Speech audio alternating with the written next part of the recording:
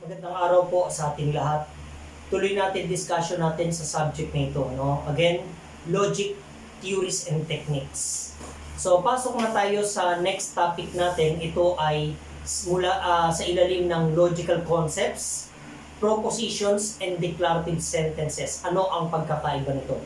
Last meeting, diniscuss natin yung pagkakaiba ng terms at saka words. I hope malinaw na sa inyo yun. Ngayon naman ay yung propositions and declarative sentences.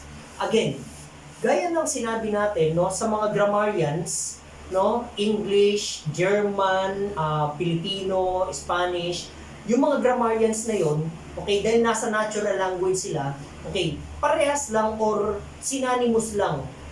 Walang pagkakaiba halos yung proposition at saka declarative sentences. Okay, para sa kanila synonymous yan and interchangeable use. Pero sa logic, malinaw na may pagkakaiba yan at malaki ang pagkakaiba niyan.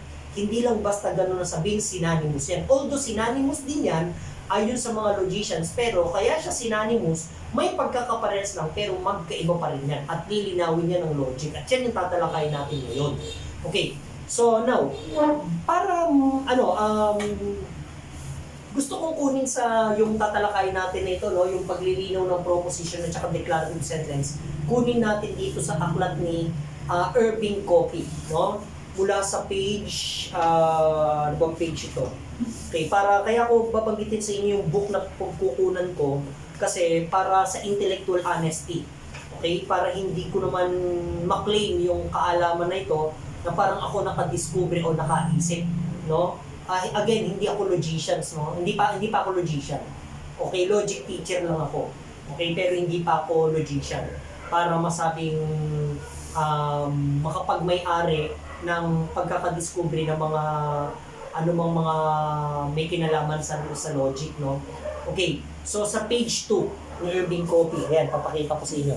Meron ditong declarative sentence, dinistinguish na rito yung declarative sentence and proposition. Okay, bago ko basahin sa inyo ito mamaya, babasahin ko sa inyo para yung paano niya dinistinguish yung dalawa para malinaw sa inyo na, again, hindi ko ninanako yung kaalaman na ito, pero ibinabahagi ko sa inyo na galing din sa mga natutunan ko, sa mga teachers ko at mula sa mga talagang eksperto na sa logic, kagaya ni Irving Copy. Okay, so bago tayo pumalaot dito, talakayin ko muna sa inyo para sa mas magandang paraan ng pagdidistinguish. Ganito. Di ba lahat tayo familiar tayo sa sentences? May iba't ibang sentences. Diba? O kahit bata, alam yan. Yung grammarian, they classify sentences as what?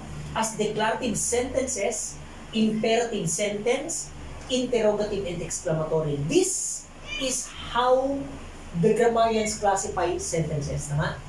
But the logicians classify them as what? Propositions, command, question, and exclamation.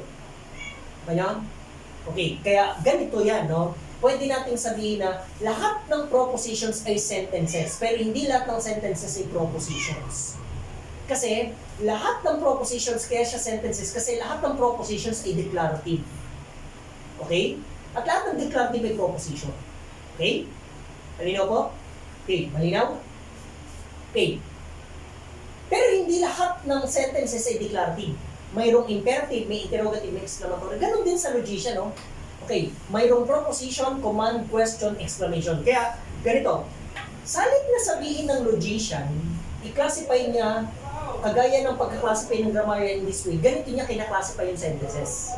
Nakuha? Kaya ganito, no? Yung declarative sentence, yun lang yung proposition. Okay? At yung imperative, ito yung command. Yung interrogative, ito ay question para sa logician. At yung exclamatory, ito yung exclamation. Malinaw? Oh. Kaya masasabi natin lahat ng declarative ay proposition at lahat ng proposition ay declarative. Pero magkaiba pa rin yan sa logic. Okay? Pero bago tayo pumasok doon sa paano ito distinguish ni Copy, okay? Medyo konting pagko-correct lang po muna, no? Pasintabi lang, no? Hindi naman natin planong maliit at atake, no? Kundi nandito ako para mag-educate. May naririnig kasi ako mga preachers, pag nagse-sermon sila, ipapakilala nila yung topic ng sermon nila o yung title, tapos para dumalo yung laman ng sermon nila, sasabihin nila, proposition. Diba, after nila may pakilala yung title nila, tapos mag-introduction, Tapos, para patakbuhin, yung kung saan tatakbo daw yung sermon, yun yung proposition. Tapos, pag sinabi ng proposition, ito yung tatakbuhin ng sermon ko, sabi nila. Pero yung pagkaka-express niya ng proposition, hindi declarative, kundi question. Naka-question.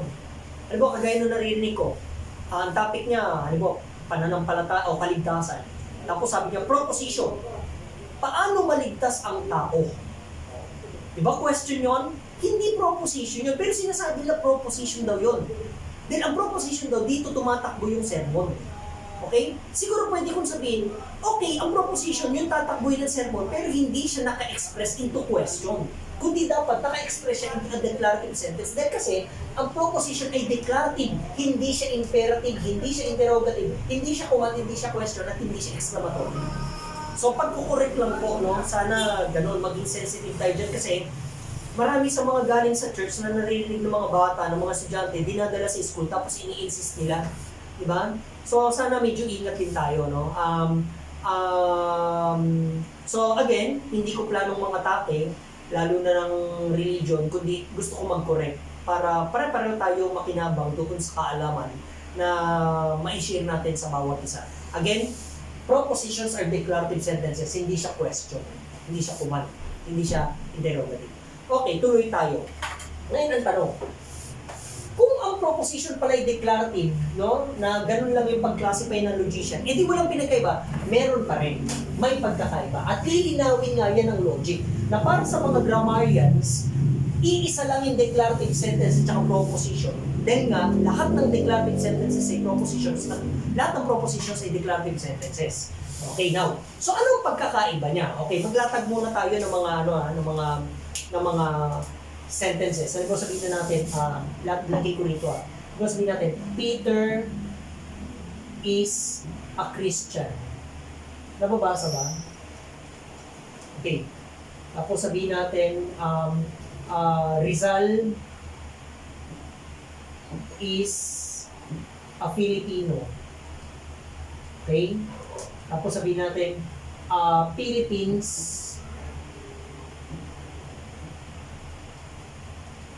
is a nation. Okay. Lahat ba to ay declarative sentences? Yes, kasi hindi naman sila question, hindi naman sila command, hindi naman din sila exclamatory. So lahat yan declarative. Pero propositions din ba siya?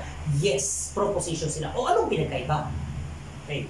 So para malaman yung pagkakaiba, okay, pag-usapan natin ngayon, basahin natin yung sinasabi ni Copy, ni Irving Copy, sa page 2. Okay, basahin ko muna sa inyo tapos papaliwanag ko. Okay? Okay, again, para hindi nga angkinin yung kaalaman, no? Na parang ako ang nakadiscover o nakaisip. Okay? So, basahin ko sa inyo, sabi rito ni Copy. May dalawa siyang parang anong pag-distinguish dito eh. Dalawa o tatlo, pero dalawa na lang, no? Okay. Sabi niya una rito, sabi, it is important to distinguish between declarative sentences and the propositions. They may be uttered to assert. A declarative sentence is always part of a language. The language in which it is spoken or written. So, ang declarative sentence daw ay laging part ng language na kung saan ay sinusulat at sinasabi. No? Whereas, propositions are not peculiar to any of the languages in which they may be expressed. Hindi daw siya peculiar to any languages in which they may be expressed. So, yun yung unang pagkakaiba. Ito, part ng language, always part ng language. Ito ay not peculiar to any languages. Okay. In which they may be expressed. Okay. Pero dun tayo sa second way of distinguishing them, no, na binanggit ni Copy, at ito yung mas i-elaborate ko pa sa inyo. Okay. Next, sabi niya ganito. Another difference between declarative sentences and propositions is that the same sentence, ayan, sabi niya, the same sentence may be uttered in different contexts to assert different propositions. Okay? So ulit, Another difference between declarative sentences and proposition is that the same sentence may be uttered in different contexts to assert different propositions. At ang ginamit na example dito, I am hungry. The sentence I am hungry may be uttered by different persons to make different assertions. So, ibig sabihin ganito pala. Okay? Ang proposition, ito yung assertion. Ano yung gustong sabihin? Okay? Okay? Tapos yung declarative sentence ay yung ano? Yung utterance, yung ina-utter. Nakanya? So, ito yung declarative sentence at yung ina-assert, yun yung proposition. Okay? So, ano ba yung ibig sabihin ng utterance at saka assertion? Ganito yan. Halimbawa, sabihin natin, yung sinasabi niyang, halimbawa, yung I am hungry na sentence can be uttered by the same person or different persons in different contexts to assert different thing. O, parang halimbawa, ganito. Ito na lang, ito example ko. O, example nung, actually may teacher akong ginamit na example to, ng teacher ko sa UP. At ginagamit ko rin. Yung sabi niya, ano ba, there are many, okay, crocodiles in this country. Okay.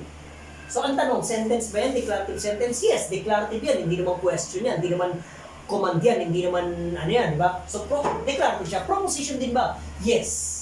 Okay? So, there are many crocodiles in this country. Ang sinasabi ni Copy ganito, yung the same sentence can be uttered by different persons, o kahit sabihin mo the same person, okay, in different contexts to assert different thing.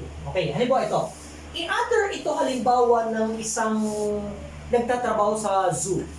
Diba? Sabi niya, there are many crocodiles in this country. So, anong tinutukoy niya ron? Ano yung in-utter niya? Ito ang in-utter niya. Diba? Pero anong ina-assert niya doon? Okay, kung siya ay nasa Manila Zoo o nasa zoo. Okay, o kaya sabihin natin nasa Lawa. Ang tinutukoy niyang crocodile doon, ang ina-assert niya doon, yung mga hayop na crocodiles. Diba? Pero kung ito ay i-utter ng another person sa ibang context, halimbawa sabihin natin sa Senate. Diba? Sa Senate. Sabi nung isa sa Senate, there are many crocodiles in this country. Iba na yung assertion nun. Iba na yung ina-assert nun, pero the same yung ina-utter na sentence na kanya.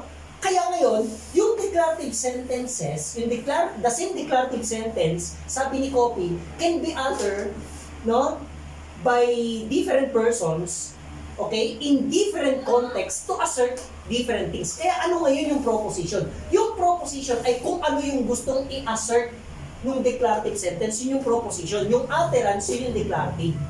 Nakanya? So ngayon, anong gustong i-assert noong nagsabing nasa Manila Zoo, nasa zoo, na there are many crocodiles in this country? Ang gusto niya i-assert doon, maraming mga hayop dito, mga mababangis, na yun nga yung mga talagang crocodile. Pero kapag ka ito sinabi ito, in-utter to ng nasa Senate o nasa politics, okay? Pwede nga tinutukoy niya, ang ina-assert niya ay maraming corrupt government officials. Nako nyo? So, malinaw po. So, kaya, ano yung proposition? Ito yung assertion. Yung declarative, ito yung ina-utter. Nako? Okay na. Kaya ganito. Pwedeng meron kang 2 o 3 declarative sentences. Kung isa lang ang ina-assert niya, isang proposition lang yun. Nako? Halimbawa, ganito. Sabihin natin, all things, o sabihin lang natin, ganito. O sige, ganun muna. All things are material. Everything is material. Tapos, anything is material. Okay? Anything is material. Di ba 3 declarative yan, no? 3 ina-utter. Pero ano lang ina-assert nila? Di ba iisa lang naman yung ina-assert ng 3 to? Kaya ito, 3 declarative kasi 3 yung ina-utter niya. Di ba? Pero isa lang yung ina-assert niya. Kaya isang proposition lang yan, pero 3 declarative. So, di ba? Malinaw, magkaiba yung declarative at saka proposition. Di ba? So, ano yung proposition? Assertion. Yung declarative, utterance. So, dito, 3 ang ina-utter niya, 3. Pero, isa lang ang ina-assert. Kaya, 3 declarative, isang proposition. Example pa. Example pa, diba sabihin natin, there is God. Okay, tapos, isa pa, God exists. Sabihin natin, God exists. Diba? So, ilan ang in-utter? Dalawa, o dalawang declarative yan. Pero dahil isa lang ang ina-assert ang gustong sabihin, nung dalawang yan, isang proposition lang siya, pero dalawang declarative. Malinaw? So, magkaiba talaga ang declarative sentence sa proposition. Now, ano ang gagamitin sa logic? Declarative sentence or proposition? Proposition, hindi declarative sentence. Bagamat ang proposition ay declarative at ang declarative ay proposition. So, anong ibig sabihin ng ang proposition ay declarative at ang declarative ay proposition kahit na magkaiba sila? Ang ibig sabihin lang nun ay ang proposition ay declarative at ang declarative ay proposition. Ibig sabihin, hindi sila question or hindi sila interrogative, hindi rin sila imperative, hindi siya command, hindi rin siya exclamatory. Kasi, declarative ang proposition. Malinaw? Yun ang ibig sabihin ng declarative sentences are propositions and propositions are declarative sentences. Pero magkaiba sila. Ano pagkakaiba nila? Okay. Kung ano yung ina-utter na sentence, yun yung declarative. Kung ano yung ina-assert, yun yung proposition. Kaya tatlo o dalawang declarative sentence kasi tatlo yung in-utter o dalawa in-utter, pero kung iisa lang yung assertion, isa lang ang proposition niya. Okay, pwede bang mangyari na isang declarative, o sabihin natin, ito kasi dalawang declarative, kanina tatlong declarative, isang assertion, no? Isang proposition. Pero pwede bang mangyari na dalawang proposition, isang declarative? Pwede. Yung kanina nga, di ba? There are many crocodiles in this country. Isa lang in-utter dun eh. Diba? Pero dalawa yung assertion. Ano yung dalawang assertion doon? Kapag ka in-utter siya sa ibang konteksto, magkakaroon siya ng dalawang assertion. Now, sa logic, ipagbabawal sa logic yung paggamit ng paggamit ng declarative sentence. Although declarative sentence sa proposition, ibig sabihin, hindi yung utterance, kundi yung assertion. Kasi, nandito yung clarity. Okay? Ito ang kinakalculate natin, hindi yung utterance. Okay, malinaw po? Malinaw? Okay. So, kaya kung halimbawa makakita tayo ng God exists at there is God, take lang natin yun as isa. Isang proposition dahil isa lang yung assertion niya. Okay? So, ang bawal sa logic yung isang declarative may dalawa o tatlong assertion. Bakit bawal sa logic yun? Kasi hindi magiging magulo yung pag-calculate niya ng argument kung valid or invalid pagdating natin yan. Okay? So, okay pa yung tatlong declarative, dalawang declarative, pero isa assertion, okay lang yun. Okay? Kasi malinaw naman sa atin, kahit na tatlo o dalawa o apat pang utterance yan, malinaw sa atin kung ano ina-assert niya. Pero, ang iiwasan natin, yung alin? Yung isang declarative, pero nagdadalawa o tatlo yung assertion niya. Kasi, magiging ambiguous siya eh. At dahil naging ambiguous, dalawa yung ina-utter niya, o dalawa yung ina-assert niya, naging dalawa proposition niya, alin doon?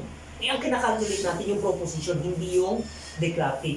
Ito pa pala pangatlo, no? Pangatlong pagkakaiba ng proposition at saka declarative. Okay? Pangatlo, Okay. Ang proposition, may truth value.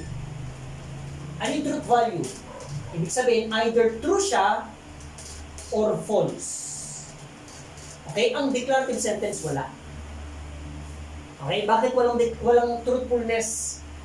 Walang truth value ang declarative? Kasi ganito, halimbawa sabihin natin, Peter is a Christian. Kung ang pinag-uusapan natin, totoo ba o hindi totoo yung ina-assert nito? Di ba? Kung yun ang pinag-uusapan natin, yung truthfulness, nasa proposition tayo. We talk of this as a proposition, not as a declarative sentence. Pero kapag ang pinag-usapan natin dito yung ano bang spelling ng Peter is a Christian? O yan, spelling. Tama ba yung pagkakagamit is, hindi are? Diba? O, halimbawa sabihin natin, Christians are holy persons. Tama ba yung Christians tapos are, hindi is? Kapag gano'n ang pinag-uusapan yung correct grammar, ibig sabihin, hindi truth value, hindi true or false ang pinag-uusapan, hindi yung assertion, kundi yung ina-utter. Kapag ka gano'n, declarative sentence yun. Malinaw po ba? So, kaya ang declarative sentence, may Ang walang truth value, wala. Ang may truth value, yung proposition. Okay? Kaya kung ito pag-usapan natin true or false, ito true. True.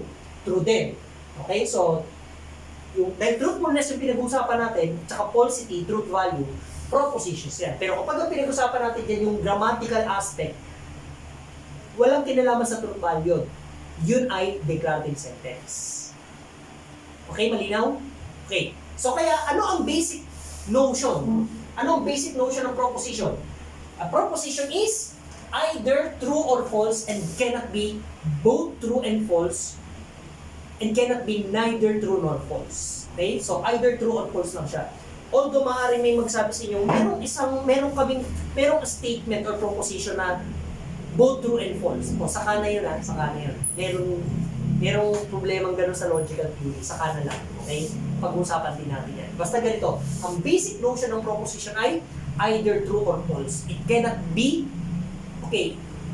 neither true nor false. Okay? Hindi siya pwedeng neither true nor false. Okay? Kundi either true or false lang siya. Kasi nga, yun yung basic notion niya. Bakit? Kasi nga may truth value siya. In declarative, wala siyang truth value. Kasi ito'y ina-utter lang. Utterance lang siya. Okay? So, malinaw. So, sana ay nakadagdag ito ng kaalaman sa inyo. Maraming salamat. Sana sundan nyo ang video ko. Okay? Magdi-discuss ako sa inyo ng intensive and extensive logic bilang subject. No? Makakatulong ito sa inyong pag-aaral ng philosophy at lalo na yung gustong mag-specialize sa logic. Muli, salamat sa inyo. Next meeting ulit tayo, letter C naman, another topic. Okay? Pagdi-distinguish ulit, paglilinaw ng mga konseptong malabo o hindi nililinaw ng ibang disiplina pero sa logic, malinaw na malinaw. Muli, salamat sa inyo.